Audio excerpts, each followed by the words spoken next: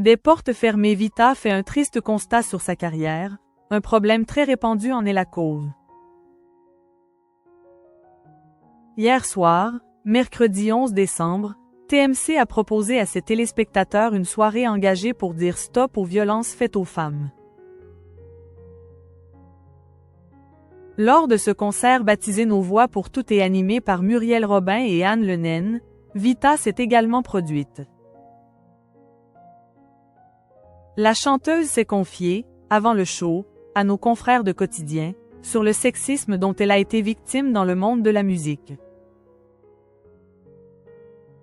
Mercredi 11 décembre s'est tenu le concert Nos Voix pour Toutes, organisé par la Fondation des femmes à l'Adidas Arena et animé par Muriel Robin et Anne Le Naine. Cet événement exceptionnel, comme l'a souligné la société de production, a réuni une trentaine d'artistes autour de performances inédites et touchantes, portées par une cause essentielle: dire stop aux violences faites aux femmes. Parmi les célébrités qui ont répondu présent, on a retrouvé Lara Fabian, Gaëtan Roussel, Anne Silla, Camelia Jordana, Christophe Willem, Claudia Tagbo, Emma Peters. Lio, Laurie, Ney, Nolwenn Leroy, Raïm Redcar, Suzanne, Amir, Angélique Kidjo, Axel Saint-Cyrel, Bilal Hassani, Camille Lelouch, Catherine Ringer, Gaëtan Roussel, Attic, Jeanne Chéral. Jennifer, Santa, Sofiane Pamar, Solane, Yael Naïm ou encore Vita pour ne citer qu'eux. Avant la diffusion du concert sur TMC, cette dernière s'est confiée sur le plateau de Quotidien face à Yann Barthès. La chanteuse a profité de cette occasion pour évoquer le sexisme dont elle a parfois été victime dans l'industrie de la musique. En place depuis plus de 20 ans maintenant, l'amie de Diams a tenu à rappeler qu'elle parle notamment de ce sujet dans son dernier album intitulé Charlotte. Mes chansons partent très souvent d'une blessure, d'une histoire.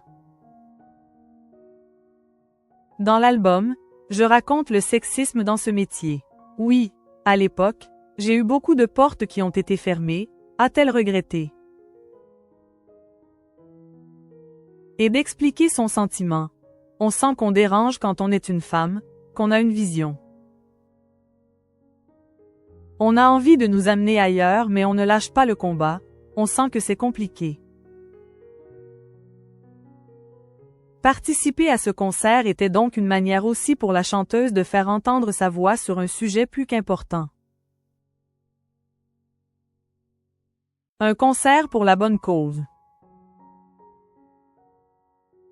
Les fonds collectés lors de ce concert événement, qui a été enregistré le 27 novembre dernier, financeront la lutte contre les violences faites aux femmes.